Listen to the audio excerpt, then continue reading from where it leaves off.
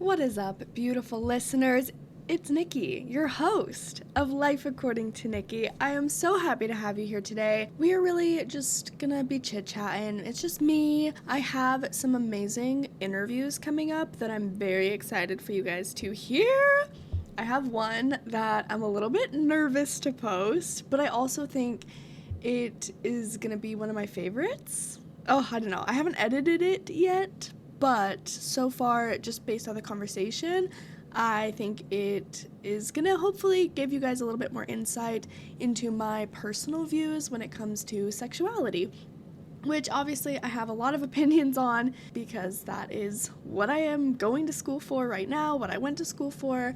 It is the career that I have had and will continue to have, so it's something that I feel extremely passionate about, and I love learning more and fine-tuning my thoughts and expressing them. I was able to have a conversation with my friend Callie, who was writing a paper. She asked if she could interview me and ask me some questions in order to get some ideas for this paper that she's writing, and I just thought that it would be a good opportunity for just you guys to listen in on that conversation.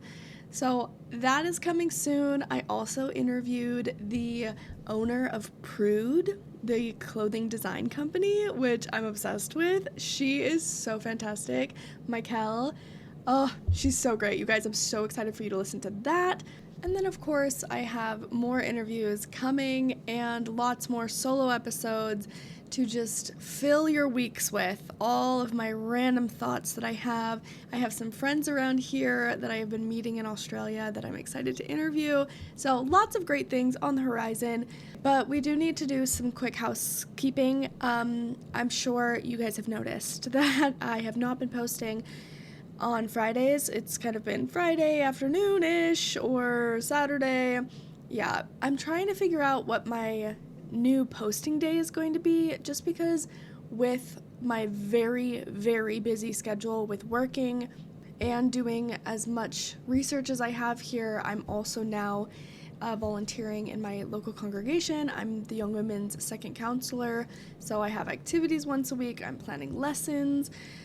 I just have a lot going on, and I'm a social girl, so I have social engagements to be a part of as well. So all of this to say that I'm trying to figure out when I can actually post consistently. I think right now I'm gonna aim for Saturdays or possibly Sundays. I don't know, give me a few weeks to figure out what day works best for me, and I will update you with my new consistent schedule once I know I can be consistent. But for now, just click the bell and you'll be notified when it drops, all right? It's going to be sometime in the weekend, and the Instagram will always tell you when it's going to be dropped, or if I'm not able to post an episode, which next week, I'll be so honest, I might not be able to do an episode next week because I have 8 hours of class 5 days out of the week next week. It's like an intensive block course that I have to do. So I don't know. I don't know what my energy level is going to be after 8 hours a day of learning. That's like in high school again. I mean, I haven't done 8 hours of sit-down lecturing in a while, and it's obviously going to be a lot of content. I just don't know how much more willing I'll be to sit down at my laptop and edit things. So TBD on whether or not you're going to get an episode next week. But if not, you know what you should do instead? You should go back and listen to your favorite episodes and then share them on your social media with all of your friends. So that way we can use that week to just get more people to not only listen, but to, rate and review. Yep, that's right. You were correct. Rate and review, my girl. Where you at? Where you at in my rating and reviews? Because I see you listening, but the numbers are not reflected in the rating and reviews. So if we can somehow bridge that gap, I haven't figured out how to bridge it yet. Clearly we're going with the begging technique, which I don't think is actually working. But you know what? I'll come up with a better strategy on another day. All right? I'm dealing with a lot of things. I'm busy. Without further ado, let's talk about the things I've recently watched, I've read, I have thought, just all of the things. Thank you for joining me. I'm genuinely so happy that you're here. Are we kidding?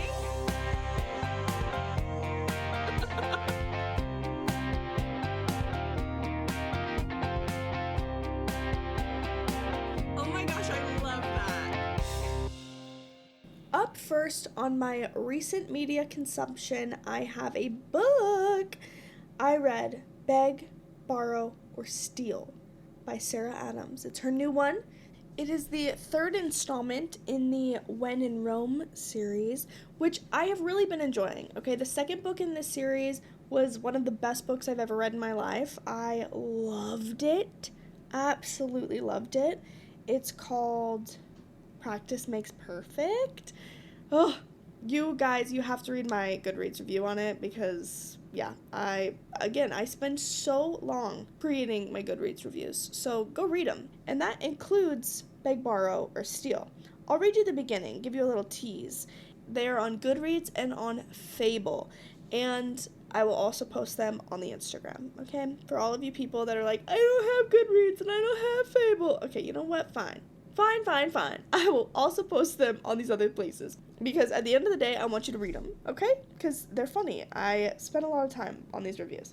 Okay, I know I just said I was going to tease it, but I think I'm going to read the entire thing. So for anybody that has not read my reviews yet, you can get a feeling for what they're like. First off, they're novels. I write a lot, but they're worth the read.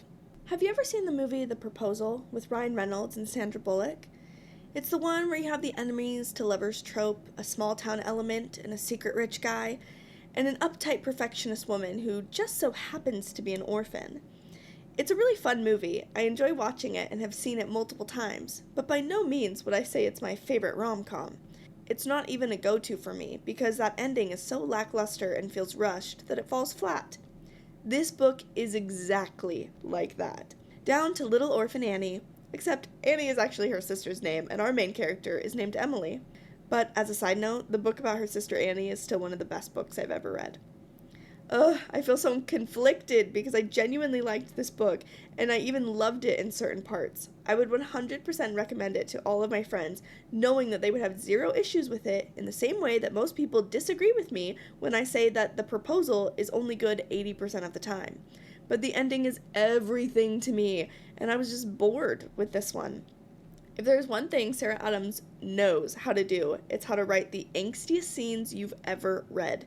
She is so tantalizing that it literally feels like you're on a roller coaster. The ones that strap you in over your shoulders so you know that things are going to get crazy at some point. It starts off all slow, tipping you back until you're at a 90-degree angle, slowly climbing up as you hear the clicks of the mechanical elements of the ride. You feel like you're about to pee your pants from the anticipation as your fear and excitement all build because you know a big drop is coming. Yeah, Homegirl has that crap locked down. Absolute perfection every time. I can't help but let out an excited shriek as we get towards the top. And this book was her first open-door romance, so I was ready. But it ended up feeling like the Snow White ride at Disneyland. You build up all that way in the jewel mine, but it only ends up dropping slightly before instantly taking you sideways, so you don't have any dropping sensation in your stomach. So, I guess what I'm trying to say is, I still had a lot of fun. The ride was good, but I was really wanting the thrill from the drop, and I never got it. And just like the Snow White ride, it ends about 20 seconds later, and you walk off contemplating if it was really worth waiting in line for 2 hours for that. You know? Okay, enough with the riddles. I liked it, I wanted it to be sluttier, but also I can't wait for the next installment to hear about her other sister, little orphan Maddie. Epilogue, because all my reviews are literal novels, and I'm sorry. The fact that Jack rode a motorcycle and the cute thing that he did with it at the end, no spoils, along with all of the beaded necklaces that he wore from his second graders, granted him my coveted spot as my book boyfriend of the month. Congrats! Yeah, that was my review. I think it says it all. And I think you should read it. But I think you should read the entire series. Truly, this is such a cute series by Sarah Adams, the one in Rome. The second one's my fave.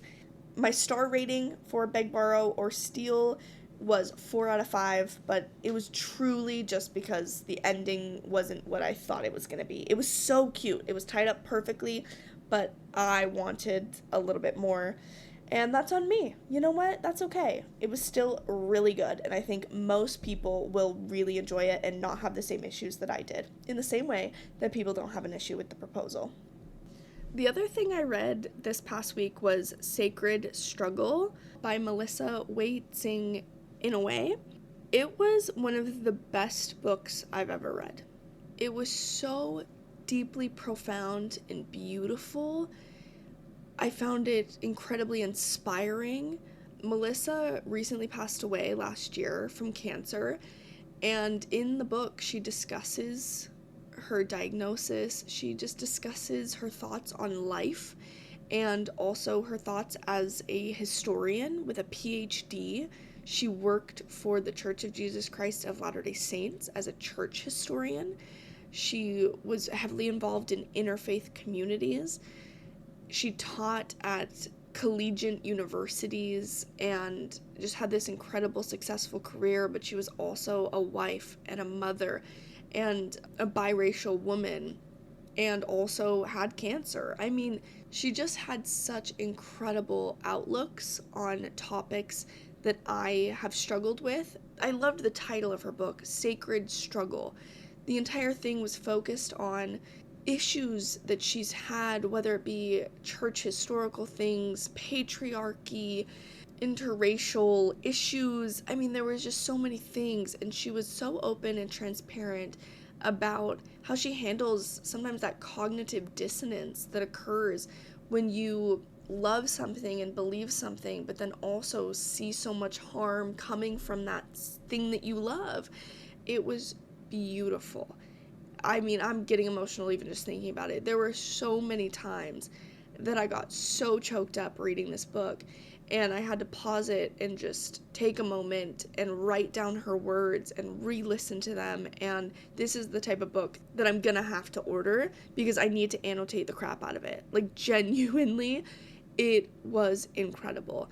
There was a few quotes that I ended up writing down, and I just wanted to share those because they made such an impact on me. And of course, they're always going to be better within the context of the book itself, so they might not completely make sense with it out of context, but I'm still going to read them anyways. She said, "Our society is divided, and the way to fix this is not to publish editorials in a newspaper, but rather spend more time building relationships with people who are different from us. But interacting with individual people can be time-consuming, inefficient, and frustrating. So it's much easier to write a long book than it is to be a good friend." I absolutely loved that, because when you really look at what will make an impact in the world for these people that want to change things, the biggest way to do that is to interact with people who view the world through a different lens, to understand how they see it, to sit with them, sometimes in discomfort on your end, to hear what their experience is like, and to create more empathy, more connection, more understanding. But all of that is so time consuming, and it takes a lot of work, and that's why we tend not to do it. Instead, we're going to go for things that are easier and that are a step away from the problem, where we can just look at it instead of be involved in it, trying to solve it. I just thought that was a beautiful sentiment. She also has this entire analogy of this road to a beach, and how if you're sitting in the back seat of the car on the way to this beach, it's like an hour and a half drive or something, you can get extremely car sick. But the person who's in the driver's seat, who took that exact same drive, they feel exhilarated because they just like went on this whole journey. And anyways, she did this beautiful analogy where she was talking about, if you want to understand others, find opportunities to sit in the back seat. Do not sit in the driver's seat. Sit in the back. Feel what they're feeling. Be with these people that are struggling, that are not feeling great about the journey. And she paints it so eloquently that I could never replicate it. You just have to read it for yourself. But that analogy I listened to 3 times. I had to skip back, and I needed to hear it again because it was so deeply profound. And also, of course, we know that my mind works in analogies, so I really clung on to all of the different analogies and metaphors that she used. They spoke to me in a way that really works for my learning style and how my brain works. So I absolutely loved everything about this book. A couple other quotes. "Actions speak louder than words. When it comes to evaluating the value of the church in my own life and in the world, I voted with my feet. I'm here. That line really got me because that's how I feel. That if you wonder how I feel about the Church of Jesus Christ of Latter-day Saints, there's a lot of cognitive dissonance that I personally experience, and there are questions that I have and things that don't sit right with me and things I don't agree with, and I have all that. But if you wonder what my stance is, I vote with my feet, and I go to church every single week, and I am there, and I choose to be there. And I just felt so seen and so heard through these pages and through her words. This entire book genuinely strengthened my testimony and my conversion in the gospel of Jesus Christ and just in my connection with my heavenly parents. And I'm so grateful for her experiences and that she was willing to share them with the world in this published book. Last 2 quotes. If God wants us to learn to love the people around us, we need to find ways to see a lot of people. Last one. As a Latter-day Saint, we are not customers in a cafeteria, doomed to swallow whatever dishes have been set out for the day. Being a Latter-day Saint means farming, gathering, hunting one's food, cooking and plating, tasting, and sharing it with others. It's your church too. What will you do with it? Also, what will others call you to do? That one I absolutely loved because when people talk to me who are not of my religion and they meet me in a more academic space or in a professional setting or something like that, they hear about maybe my degree or about what I do for work or anything like that, and we have those conversations and they go all over the place because people are curious and they have questions about my career path. And then when it gets brought up that, oh, I'm from Utah and I'm also very religious and very active in my religion, it surprises a lot of people, understandably. I totally get that. And I enjoy that conversation too, the turn that it usually takes. But I've been often asked, how do you stay? How are you in this? And I just felt like this one paragraph really put to words what takes me, I swear, like 20 minutes to really explain. It just condensed it down in such a beautiful way for me, where the sentence, it's your church too, what will you do with it? And I do feel this affinity towards my community, towards my church congregation, towards these principles and doctrines that I love. And, I could go on so many different tangents about the different things that I do love and appreciate, but ultimately, I know I can make a difference. I know that I'm in the right place and that my difference in this place is needed. And I love that. And I feel so encouraged by my heavenly parents and also by my friends and my family to be here, be me, speak out. And it brings me so much joy. So anyways, I loved this book, Sacred Struggle. You guys, you just gotta read this book, okay? Do it for me. Do it for yourself. Go read this book. It was a 5 out of 5 stars. I loved this book. As far as my recent watches, it's been a lot of recent rewatching because I'm with a new crowd of people. So as always, when you're with a group of people, you gotta do what the group wants, which typically means suggesting movies that I really like that no one else has seen and then converting them all. So recent movies that I've rewatched, I, Tonya, which if you have not seen I, Tonya, it's so good. It's an Oscar winner. It has Margot Robbie in it. It's the true story about Tonya Harding, who was the first American woman to land a triple axel in competition in 1991. And at the time, there was only like 3 other women in the world that had been able to land a triple axel. I mean, she was insanely talented at ice skating, and she was rising up in the ranks to go towards the Olympics, but she was not the image that America wanted. She was from a really rough background. Her mom was extremely verbally abusive. She had an extremely physically abusive husband. She had no formal education. She just came from like a really rough life, and she was really good at ice skating, but she didn't like play the part of this like put together beautiful ice skater. So anyways, she caused a lot of controversy in the ice skating world at the time that she was competing. So those elements to her story are also involved in the movie, which was so fascinating and so good.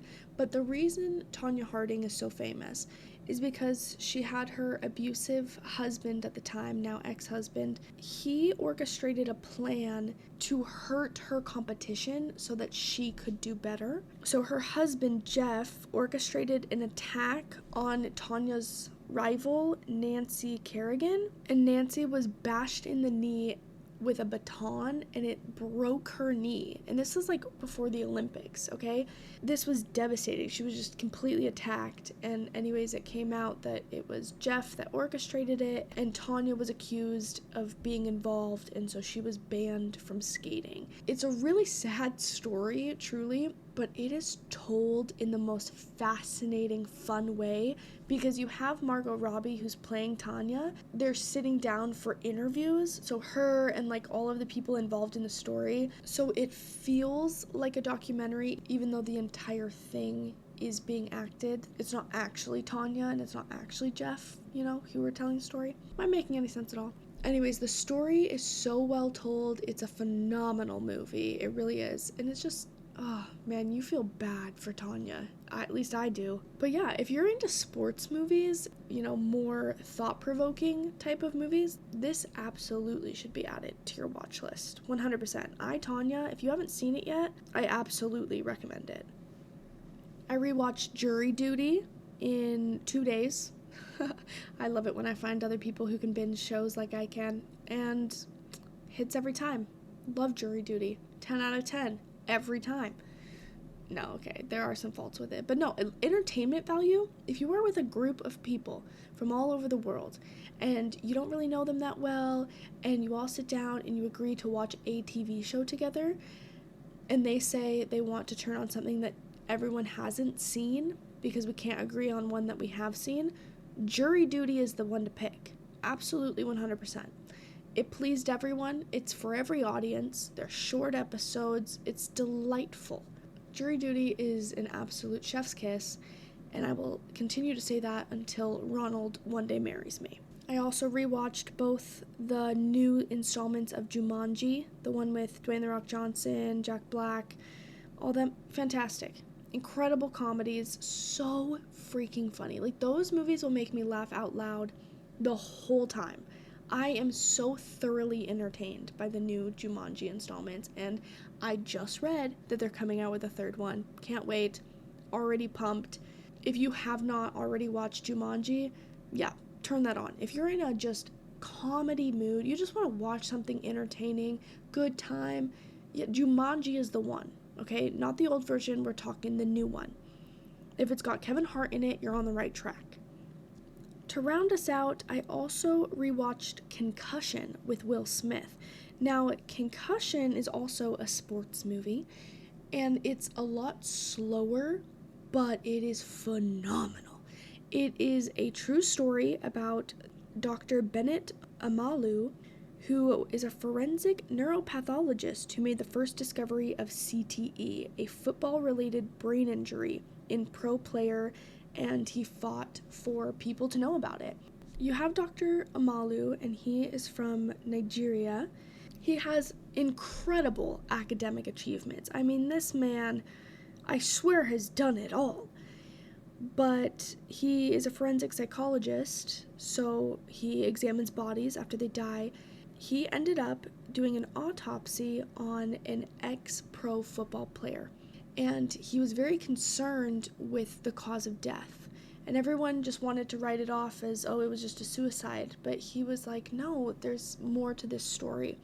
So he ended up, against the wishes of a lot of people, he had to fund these tests and things himself in order to figure out what was actually wrong with this NFL football player. And he was the one that came up with the diagnosis of what is now known as CTE, which is chronic traumatic encephalopathy, which is a progressive fatal brain disease that slowly damages the brain over time. It's linked to repeated head injuries, such as concussions, and is often found in athletes who play contact sports like football and boxing.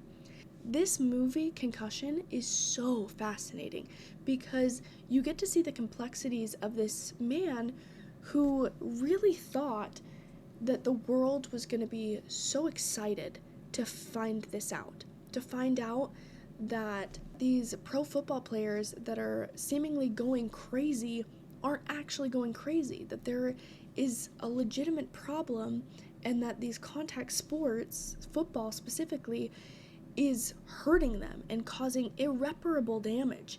So he was thinking that, everyone would thank him. And then he was met with immediate cease and desist and just lies and everything, because the NFL is such a big, huge corporation. It makes billions of dollars. You can't say that you are literally causing your brain to have an injury that it will never recover from. People don't want to hear it. They're literally not willing to hear it. So anyways, the complexities of he's getting death threats, all of this stuff, and he continues on with his research, and every step along the way, they try and stop him, and this all happened. This is all true. Now, Dr. Amalu discovered this in 2005, and he released it in a journal, in a paper, in 2005, okay? After this study and trying to fight the NFL to get this information out and everything like that, he ended up having to move to another state and not give up on this, but he realized he couldn't really push it any further because people were not going to listen. So he's ended up continuing his research, and to this day, out of 376 NFL players, 345 of them had CTE. Out of almost 400, okay, only 31 of them did not have this disease that killed them. In order to get a diagnosis, you have to be dead, because what they do is they take the brain and run tests on it and do a bunch of different things in order to see if that's what you have. But 345, that is crazy.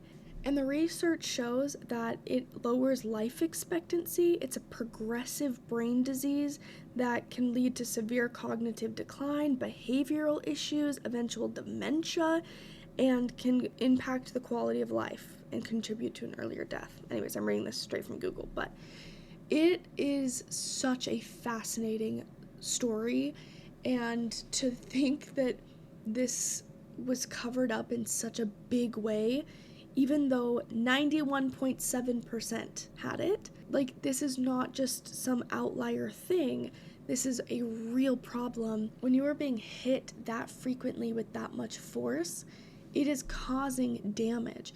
There's a part in the movie where when he first explains it, he talks about different animals, that like a woodpecker has the structure of their body, their tongue actually like wraps around their brain and is like a safety belt for it. Then you have like a ram that has the horns, and how they have certain protections put in their bodies so that when they ram their head into something, that it has shock absorbers. But as humans, we don't have any shock absorbers in our brain. So even though you're wearing a helmet, your brain is literally hitting the inside of your skull because it's not connected. Like, it's just hitting, slamming against the inside of your skull. And when that happens, it's releasing proteins that aren't supposed to happen, and it's causing brain damage. So at one point, Dr. Amalu, this wasn't mentioned in the movie, but I did a bunch of like deep diving after I watched it the first time and then once again watching it the second time. But he wanted to make it where you couldn't play football until age 18, because he was saying that you need to be consenting to the fact that this could truly endanger your life. But of course, no one was ever going to go for that. You need them to start young because they need to build up into these players, because football is such an important, pastime to people. And again, billions of dollars are invested in this.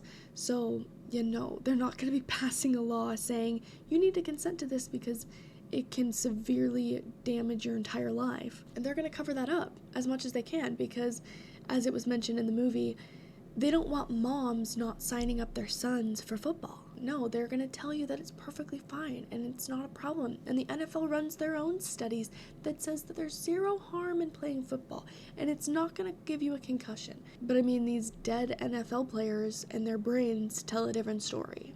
So anyways, it's a very fascinating movie. If you're into sports, if you're into football, if you're into a deep thinking movie a little bit slower, absolutely go watch Concussion. Will Smith was spectacular in it. 10 out of 10, would recommend.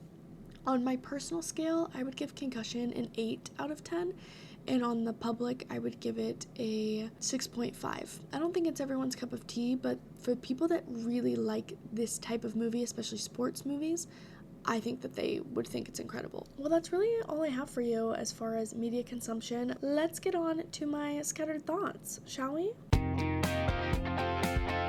Starting off strong, let me just give you a quick school update. How am I doing? How are my classes? What am I learning? I'm sure these are all questions that you've pondered in, your free time. You're thinking about my life, and honestly, girl, I appreciate it. So let me just provide some answers for what I'm sure are your questions. I took a bunch of pictures today of what articles I had to read for my classes, and these titles, perfection. They will be going on the Instagram. They might also go on my story. I don't know. I haven't decided yet. But here we go.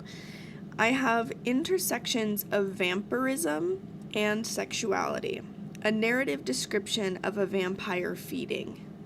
That is a real title of a real essay, peer-reviewed, by the way.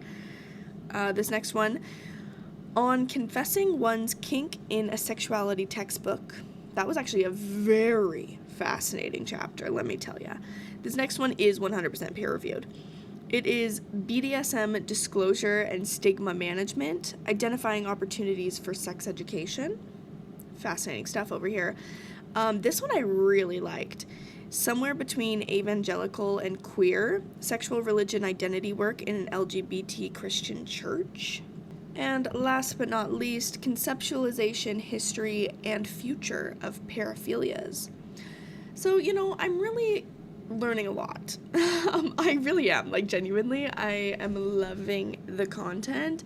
I feel like I am gaining so much greater of a perspective in the world of sexology, understanding the history of why we think the way that we do around sexual ideas, and then also understanding the biological factors.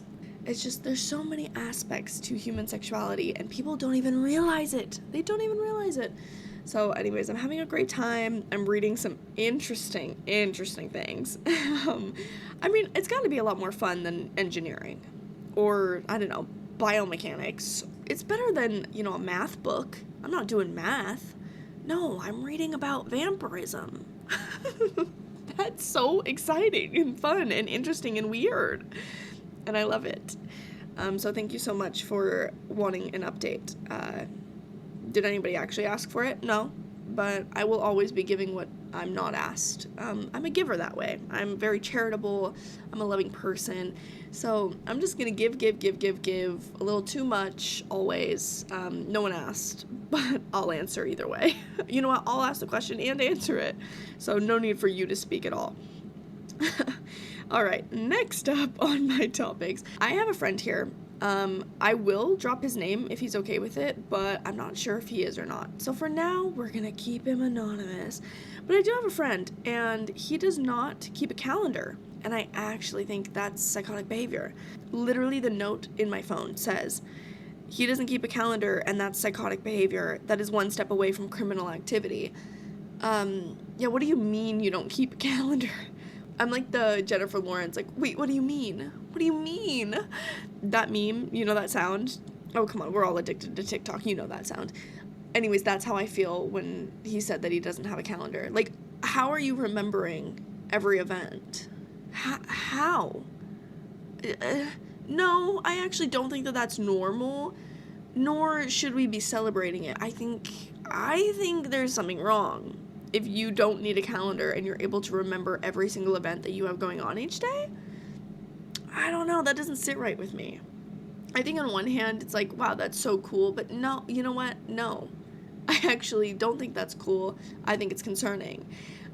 I just don't, no, that doesn't settle well in me. So I'm going to reject that and say that, we should be keeping calendars. We should be writing things down. You shouldn't have enough room in your brain to be keeping track of what's going on the day-to-day or week in advance. Like, you shouldn't know that. You should write that down and let it expel from your mind, because you must have greater things going on up there, right? I don't understand. Also, same person said an iconic quote. We were talking, and we were in a group of people, and anyways, one of them was asking for advice from everyone around, and they turned to this friend, and he said, "Oh, I'm not here to help, I'm here to judge." Is that not the greatest line? The honesty alone was chef's kiss, but honestly, that I think should be the title of this episode. I'm not here to help, I'm here to judge. Yeah, I feel that. I feel that all the time, and I'll tell you, and I will tell you to your face, and that's why I love meeting friends that are going to do the same. That they will absolutely express that they are judging you actively, and I think that we all should be existing with that kind of honesty, especially when it doesn't hurt anybody. I just think it's funny. I loved when that sentence came out of his mouth. It had me doubled over. It was the greatest thing. I'm not here to help. I'm here to judge. Love that. This next note is wild because I feel like it takes some explanation. Okay, here's what it says. You want to know what's on my bucket list? To be a part of a Dungeons and Dragons group that is 1000% over the top.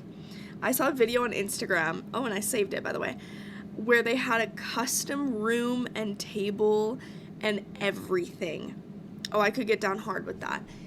I feel like that needs a little bit more explanation, because here's the thing about me. No thank you to Dungeons and Dragons. No thank you to fantasy anything, really, except Harry Potter. We all know that is my exception. But tell me why everyone being in on something, I can actually get with that. It's really the cult-like behavior that I really enjoy. I could be convinced. I could. If everyone's buying in, you know what? Okay, I'm not gonna wear ears, pointed elf ears. I'm not gonna dress up or nothing. But if I'm there and everyone there is excited to be there, and you have a custom room made, honestly, it's the decor and the ambiance for me that would get me involved. I love a really good host and a good party that is themed. So I think maybe that's what I'm leaning towards of why this sounds like such an appealing idea to me, because I love playing games. I love hanging out with people. I love it to be, very focused and directional. So I'm like, yeah, sure, why not Dungeons and Dragons? A little storyline, that actually sounds kind of delightful and fun. But just like an everyday, a Tuesday night Dungeons and Dragons night, I don't know, maybe I shouldn't knock it till I try it, but I think it would take a lot of coercion? Am I saying that word correctly? See, this is what happens when you live on the other side of the world and everyone has a different accent, okay? I can't speak English, even though it is English here. Like, I'm telling you, it's not the same. The Australian accent is disgusting, by the way, okay? I can't understand a word out their mouths. It's not hot and sexy. I don't get it. Maybe there are some people that are exceptions to that, but for the most part, in a generalization, I don't really love the accent. But you know what? Hot people are hot people, and I'm gonna like how they talk no matter what. So, do with that what you will. Anyways, where was I? Dungeons and Dragons. Yeah, I'm not just gonna be doing it regularly or even trying it without the stuff that I previously mentioned.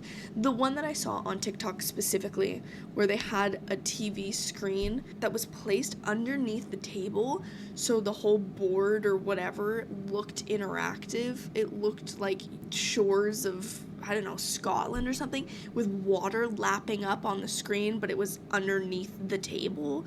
So, am I making any sense? Anyways, it looked dope, is what I'm trying to say. And yeah, I would be down for that. I would absolutely go to that. But yeah, don't get it mistaken if I'm just being like, yeah, I want to play Dungeons and Dragons. I'm not really a board game person. I am, but I'm not. Again, I'm very, very picky. Here's my thing with board game nights, okay? It needs to be either all in, like everyone there is a board game player and we're here to play, or we're here to chit chat and there just happens to be some cards on the table. We can't be having both. We can't.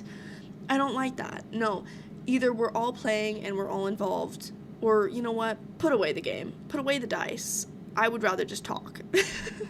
Are we ready for a random fact?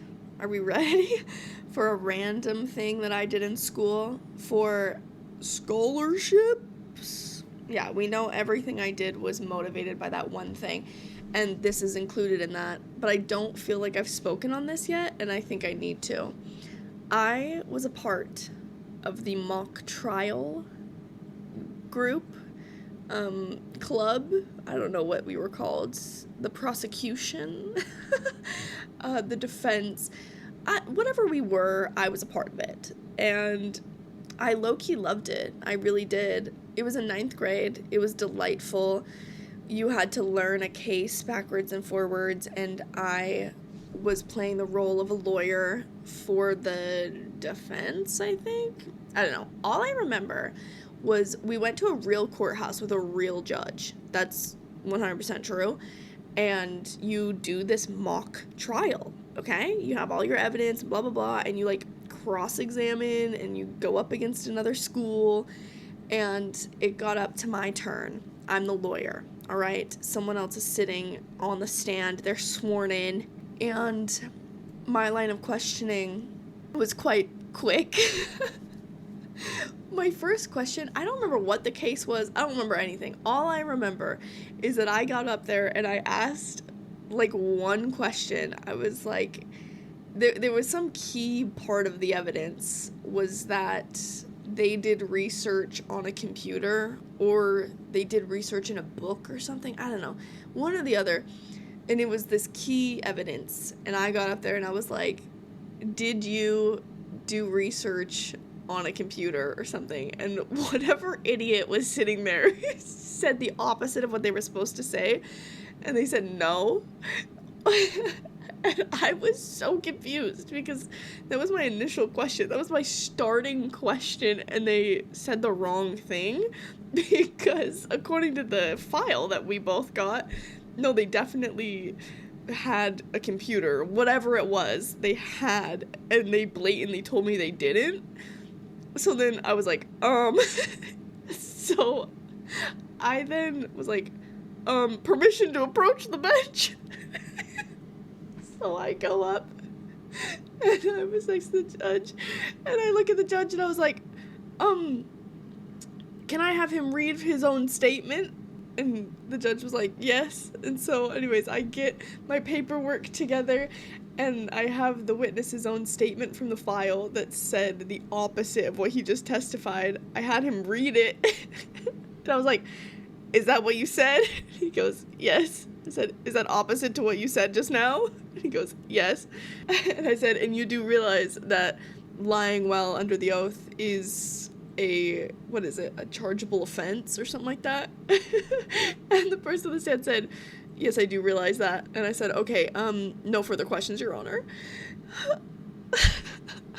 I had an entire whole thing planned. I had questions on questions, but this idiot didn't know how to do a mock trial, okay, you dummy.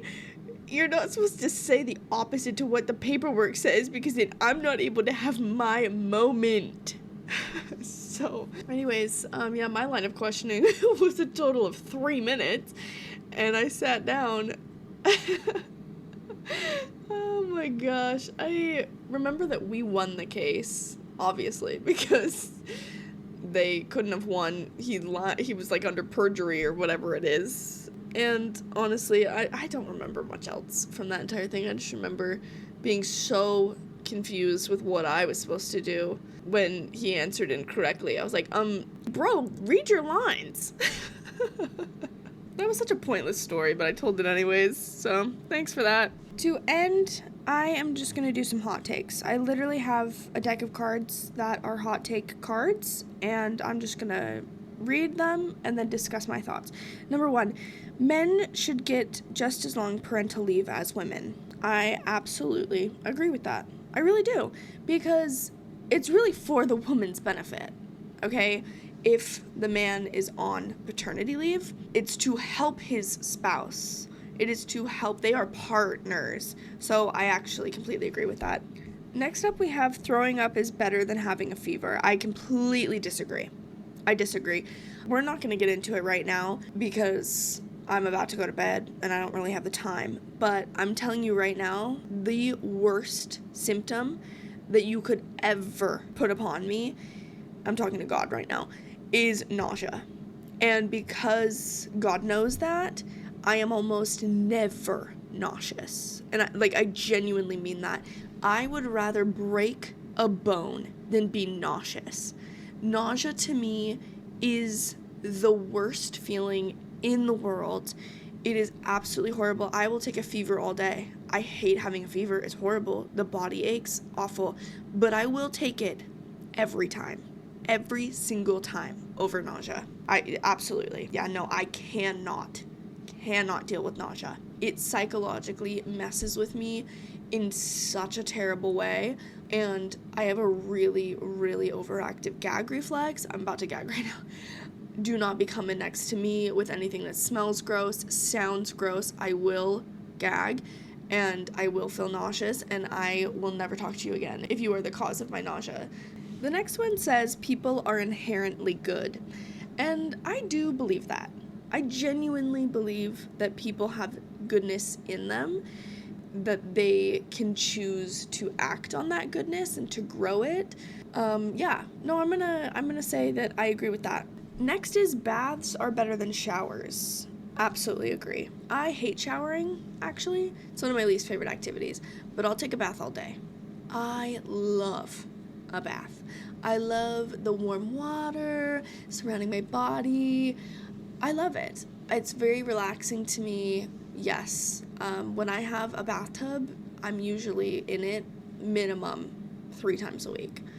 But unfortunately, in my new living accommodations, I do not have a bath. So I'm bathless, which really sucks, and it does affect my mental health because I love a bath. It is genuinely so relaxing to me. I love going in there and I turn all the lights off and I light a little candle and I listen to my music or an audiobook or something like that, and I let my back have a break from its constant pain. No thank you to showers. I would rather not shower ever. If that was able to be possible socially and for me not to smell, I would absolutely cut showers out of my life.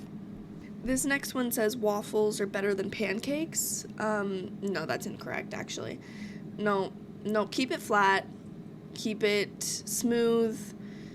Yeah, no. No, thanks. I want a pancake all day. Or French toast. I love French toast. That's always my debate when I go to a breakfast restaurant. Am I going to do the French toast or am I going to go for pancakes? Most of the time I do French toast because I make my own pancakes, and that is the one cooking skill that I have. I actually can make golden pancakes. I'm really good at it because that's pretty much all I've made for myself for the past, 10 years. So those I have mastered. I can't cook really anything else, but get me a boxed mix. I'll be adding some water and it'll be beautiful. Alright, I think I'll end with this one because it is relevant to my life I live now. It says military time is better than AM and PM. No. Do I look like I'm dressed in camo? Do I look like I'm a part of the military? No. And riddle me this. Why is it that on paper it's, 15:30, but you would never out loud verbally say, like, yeah, let's meet at 15:30? No, you're just doing the conversion, and so then you instantly are like, let's meet at 3:30? Did I do my math correctly? I think you subtract 2 and then take away the first one. Is that right? Because 16 is 4. Yes. See, you see the problem? It really makes me look and sound stupid because I grew up with AM and PM. I do not have military time memorized. So it's really difficult for me to get those numbers switched in my head. Also, the month and date being swapped here has actually felt like it's been ruining my life because I'm dyslexic with numbers. So I'm constantly like, wait. Okay, wait. Day, month, year, day, month, year. Not month, day, year, day, month, year. But then my laptop is still in month, day, year. You see how confusing this is? It's so hard living in another country, you guys. It is. But I will stand by the fact that AM and PM is better than military time. And speaking of time, I need to go because it's late. It's almost 10:30 p.m. It's past my bedtime because I've turned into an old grandma who has to wake up early and actually be productive. So I'm going to go, but it's been lovely chatting. I hope to see you next week. Thank you for listening to all of my thoughts on life because this has been Life According to Nikki.